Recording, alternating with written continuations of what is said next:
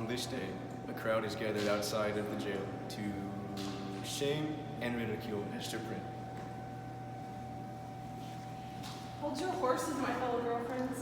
That thought Hester will be coming out of the church at mere moments. I just got all these vegetables from the farmer's market and I'm ready to throw them at her. It's such a shame that this has come upon great Reverend Dimsdale's congregation.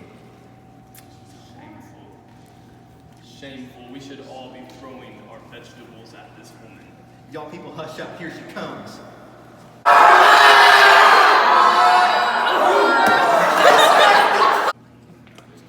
Dang, what'd she do? Why aren't everybody calling her a thought? That's what you get when you're a hoe.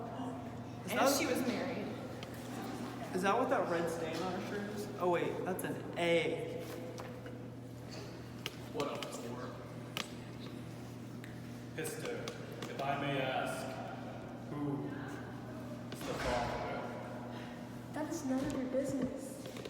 Then let God decide your fate. Esther, you should not lie. You scandalous whore. Yeah, that's a sin. The baby. She's mentally unstable because she's in prison. She needs a doctor. What is happening to my dear Pearl? She's an ill without water. Nothing can save her. She needs a doctor. He'll be like a sun in the early morning. Like I said, I do not need a doctor. You need a doctor and you will see the doctor, as clear as day.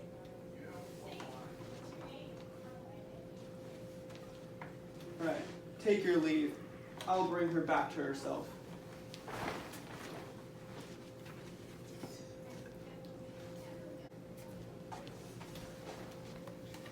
Disgusting.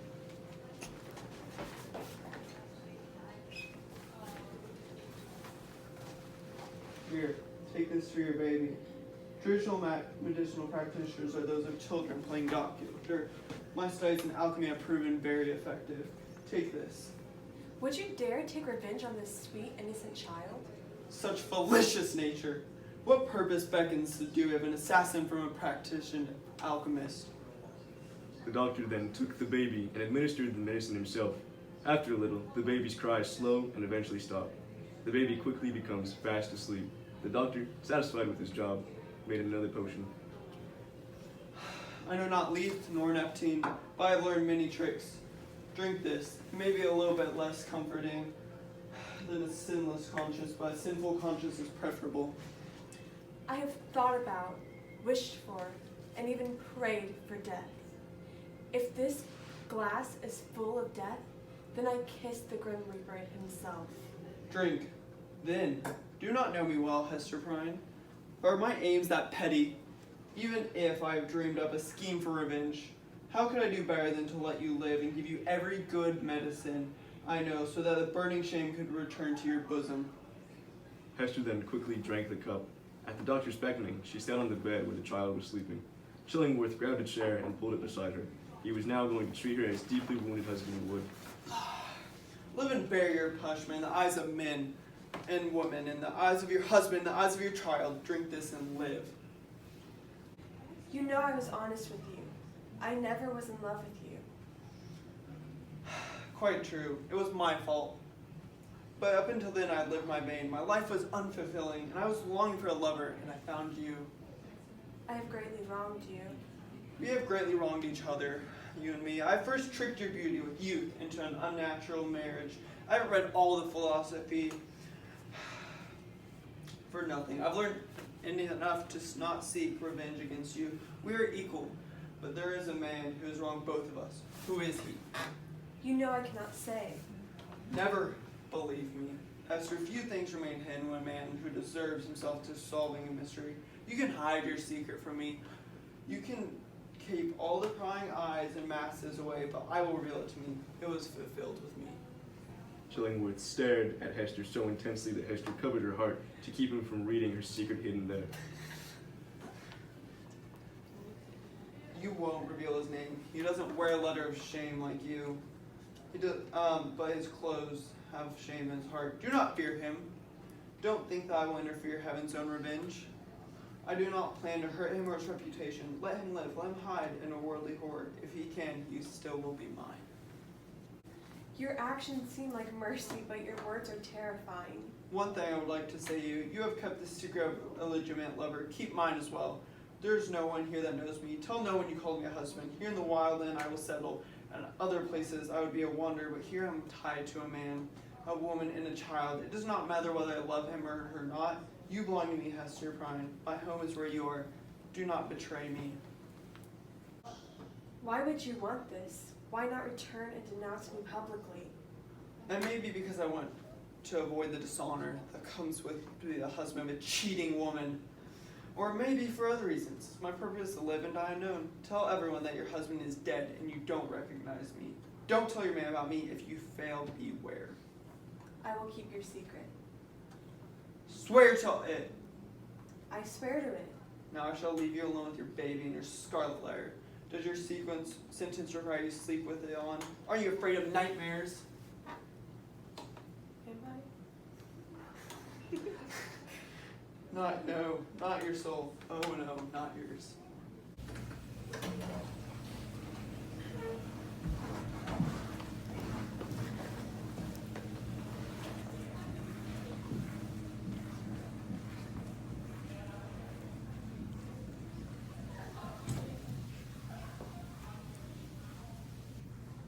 What's your name? What are you? My mama says she's a demon child. Wait, what? Like, Wait, what's wait, your what are you? social?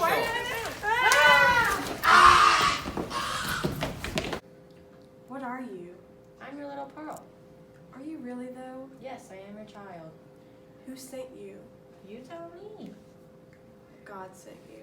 God didn't send me. Shut up. Where did you come from? You tell me.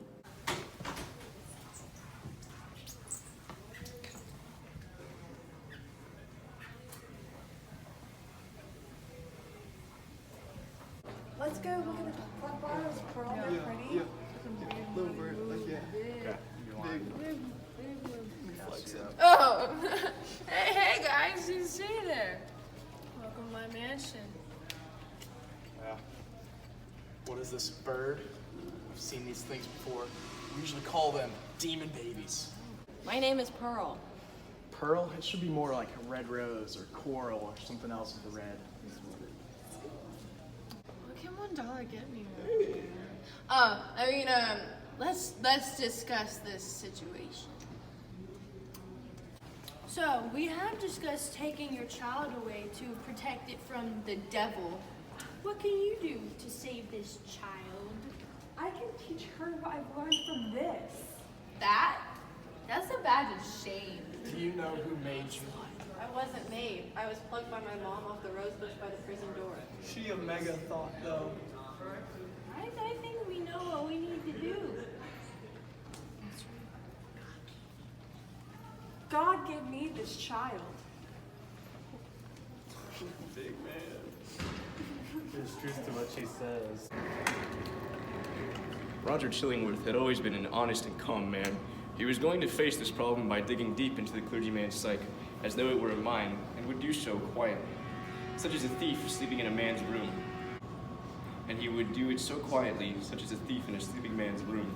Of course, Mr. Dimsdale would sometimes be aware if there were a creak in the floorboard or a sudden strange chill that he could not shake. Chillingworth would seem to be a nice, sympathetic, and never intrusive friend, as Dimsdale would soon come to suspect he was the opposite. Oh, what nice plants these are. Where did you get these dead plants? Right here in the graveyard. I found them growing on an unmarked tombstone. It says there to be him reacted words from a redacted memory. Perhaps they grow so misshapen because in my life the man committed a terrible sin, and they bloom directly from his troubled heart. Maybe this man really wanted to confess. Then why? Why would not confess where these dark plants reveal his hidden crime? That's just your fantasy. I believe that people who keep such secrets will keep them in guilt up until the day when all is hidden is to be revealed. Then why not do it now and get it over with? Most of them do. After they pour their hearts out, they always feel relieved. So why? Why would they keep it deep inside and not feel that relief? Maybe their nature to keep inside of themselves. They don't want to ruin their reputation. They're only fooling themselves. They believe that as a false act is better than God's own truth. Fools! That may be so. Now I need to ask, have I benefited your kind care? That child overestimates her self-worth. I saw her spray the governor with water the other day. Who is she? What is this evil? Has she no respect? None. I don't think she's capable of good. That woman, through fault shown, doesn't bear the horrible guilt. Do you think she is less miserable with that Scarlet Letter? I believe it, though she shows great pain with it. I still believe it is better to show your pain than to be forced to hide it. So, you asked me earlier about my plans and your health. I did. I want your honest opinion. Do you think I will live or die? I must be honest with you. This disease is strange. Your symptoms are normal. It seems as though I know this disease, and yet I know nothing. Please explain. I don't understand. I shall. Let me ask you this. Have you told me all of your symptoms? How can you doubt me? It would be stupid of me to call you and then hide my symptoms. So you're telling me everything. Okay, but let me say this. Those that know of the physical symptoms only know half of it. It could be more spiritual alignment. I can't ask you for more, as you do not deal with spiritual medicines. A sickness in your soul manifests itself into your body. You want me to heal that sickness, right? How can I unless you first reveal the wound in your soul? I need a doctor of the soul. Let him cure or kill as he pleases. Are you someone to interfere, to put yourself between the sun and his God? We will be friends again soon. Look at the passion takes a hold of him and takes him to lose control of himself. He has done something wild before this. A unique case. There's a strange bond between his soul and his body. Let us now recall the tale of Roger Chillingworth, who we will remember as Hester's long-lost husband and the man who is returned disguised to the Puritan colony after being imprisoned by Native Americans. With his back's unfortunate hunch, Mr. Chillingworth never felt worthy of Hester's beauty, but when he saw her upon his return to his people, he felt utterly lost. The arms he thought would open to him had shut out the world in favor of another lover, whose name was not known to a soul but her. His only quest now was to discover the name of this man and make him pay. He was able to settle well into this town, taking on the role of a personal doctor to Reverend Dimmesdale, whose health had taken a sharp decline in recent years. I need no help of medicine. My faith in God is strong. I am meant to die. If I am meant to die, then it is just as he wishes to pull me back to him. You give up your hold of this earth too easily. Men of the clergy often feel this way, for they want to depart sooner as they walk with God in heaven, golden heaven's streets. If I am worthy to walk them at all. The best men are the most modest. And so the two men, though they varied greatly in many aspects of their lives, became unlikely companions. They would take long walks through Massachusetts' many landscapes, helping the young minister's health and giving him a doctor that chance to collect herbs and roots. It is done. The whole shall wake up to find me. At this moment, what came to Dimmesdale's mind was the pain and sorrow that would happen to him if he were found out of adultery. Imagining this gave him pain and such meaning, he came to laugh at his sins.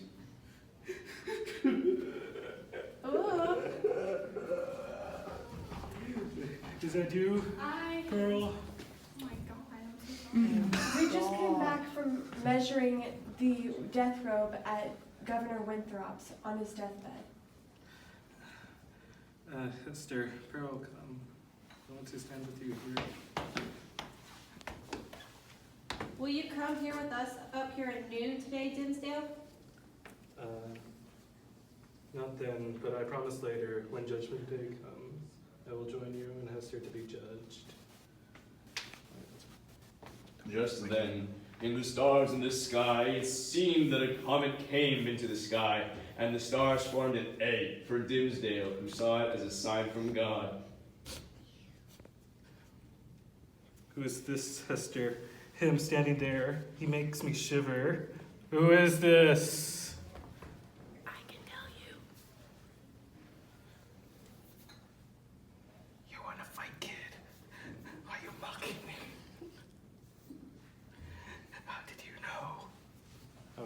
How did you know? Plot case? I mean, probable cause. Let me see you off the scene then.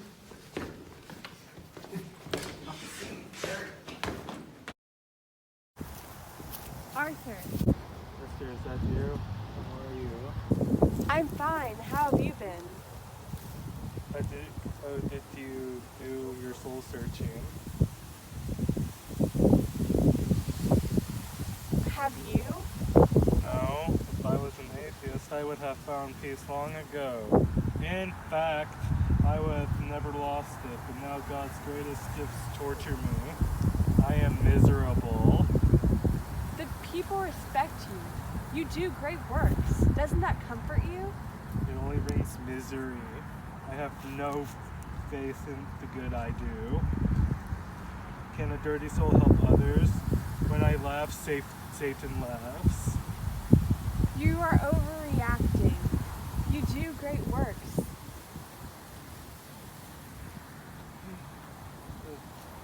That's a lie. Your your sin is public, mine is private. I hold mine every day. It's burning inside of me like our demon baby, burning in hell. Forgive me, because I have tried to be truthful. I only lied for you, but Roger Chillingsworth was my husband. I should have known. This was your fault. I can't forgive you. You will forgive me. Let God allow you to forgive me. I forgive you. Let God forgive us both. There are great sinners. Chillingworth destroyed a human heart. We never did. No, never. What we did had holiness of its own. Hush, I have not forgotten. Hester, will Chillingsworth keep our secret? He has been very secretive lately.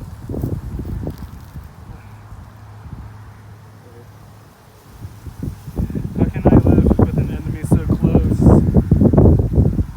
You can't live with him anymore. He'll discover you. Would be worse than death. But how can I avoid it? What can I do? What has happened to you? Will you die of weakness? The judgment of God is upon me. Heaven would be merciful if you had the courage to ask for mercy. Help me. Is the world so small? Is that village the whole universe? Is there nothing else? Is there not enough shade in the forest to hide your heart from Chillingworth's slaves? Only under the leaves. We can run away together. There are ships that go everywhere. I don't have the power to leave. Though I am unfaithful to my position, I cannot bring myself to leave. You can leave your 7 years of suffering behind. Do anything with your life. Oh, Hester, you're talking to about doing an extremely challenging thing.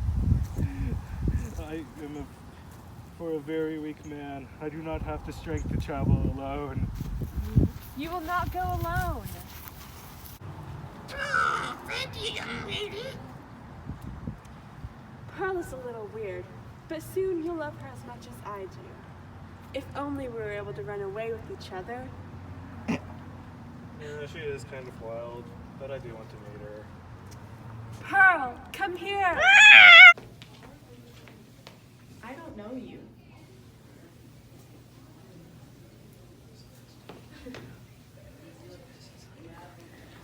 Pearl, you should meet Dimmesdale. Will he come back with us into town? I won't be coming with you and your mother.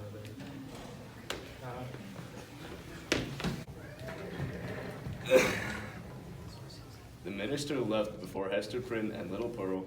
In order to free his mind, he reminded himself of the plans he and Hester had made for their departure. They decided to leave for Europe. The minister had asked Hester when the ship would sail. It would probably be 4 days from now. That's very lucky. The minister couldn't think of a better time to end his career.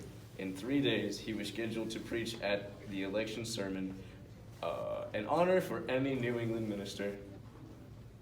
At least they will say of me that I leave no duty unperformed nor poorly performed. It's sad that such a sharp mind could be so badly deceived. He walked quickly around toward the town.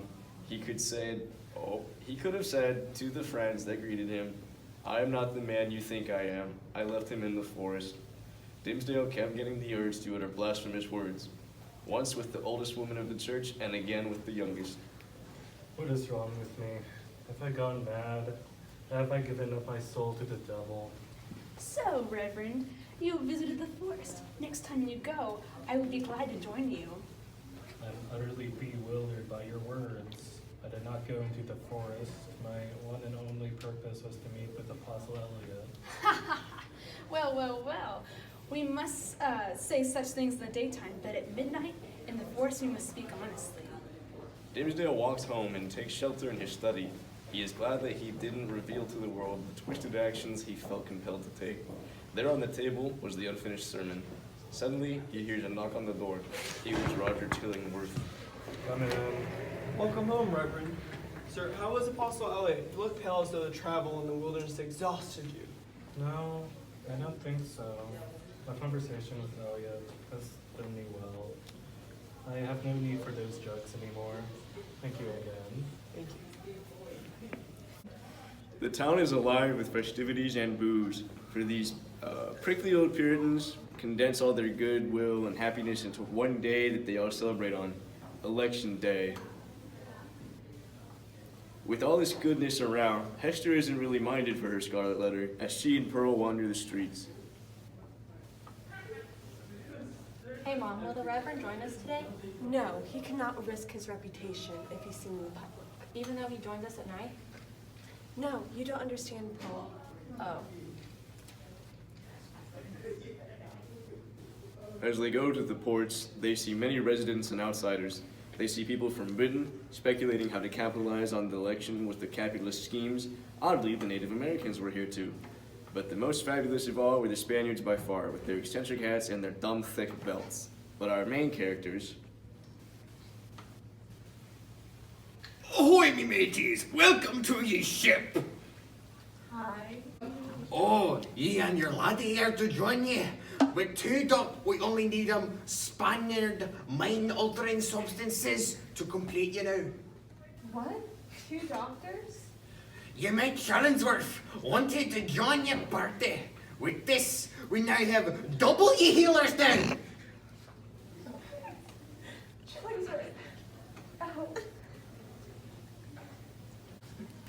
Bard Alexa played Despacito. Don't pan the cameras.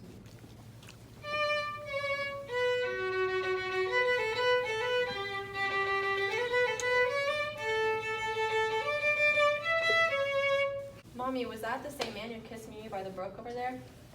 Shush. What happens in the woods stays in the woods. He looks so different. I didn't recognize him. What if I asked him to kiss me now? In front of all these people? Would he put his hand over his heart and tell me to go away? What do you expect him to say? Except that it wasn't the time or the place. You foolish child. Who would have thought that holy man, and he looks like on, would you have thought he was the same man you met in the forest path? I don't know what you're talking about, man. I would never say anything about the holy Reverend Dimsdale. No, woman. I go to the forest so often. Do you think I don't know who else has been there? Even though the flowers they wore whilst dancing are gone, I can still tell. We can all see your scarlet symbol. The devil can make the truth come to light. Reverend Dimsdale's sins will be revealed to the world. What is he always trying to hide in his hand? Ha! What is it, Mistress Hibbins? Have you seen it? It doesn't matter, child. You will see it for yourself soon enough. Will you ride with me to see your father? Then you will see what the minister hides. Ha! Dimsdale gives a sermon with great passion. During this time, Pearl runs off toward the docks. Your mother is the thought, correct? Will you deliver her this message for me? If I like the message. I'll tell her I talked to that thought of a doctor. He intends to bring his friend, the gentleman she knows about, aboard the ship. So your mother will only have to worry about herself and you. Will you tell her that, you demon baby? Mistress Hibbins said my father is the Prince of Air. If you call me that again, I will tell him and have him send a storm to your ship. God will choose the people of New England. That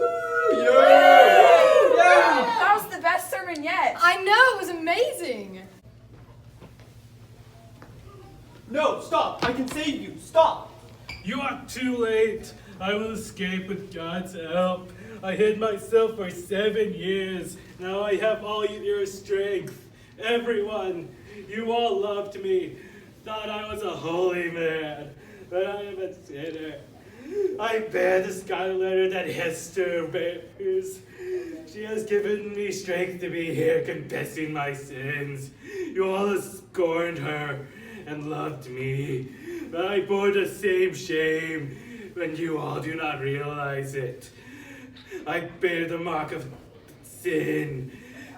God saw it. The devil pointed at it as I stand here, asking you to look at Hester's letter. You do not doubt that God punishes sinners. I didn't know! I didn't know! I hope God forgives you. I hope you let me now. Will we meet again? Will we see each other in eternity? You confessed! We got it. And that's not what God does. My child, he showed me. Yes, sent that man to torture me. They brought me here. Without that, I could have been lost. Thanks be to God. And so, Dimsdale died. The Scarlet Letter ceased to be a stigma which attracted the world's scorn and bitterness, and became a type of thing to be sorrowed over and looked upon with awe and yet reverence too. Many people who saw the minister's death cannot agree on what it is they saw on his chest. Some say it was a scarlet letter like Hester's and that it came from Chillingworth's poisonous magic. Others say they did not see anything and that any man can be guilty of sin just like Hester.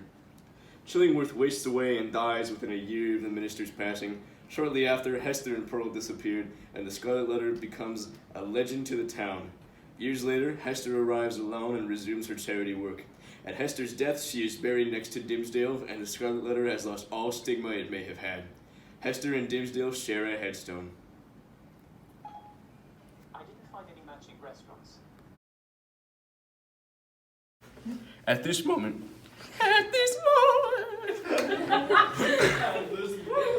I lost the dog. I'm sorry. I have to get to that. I forgot my line.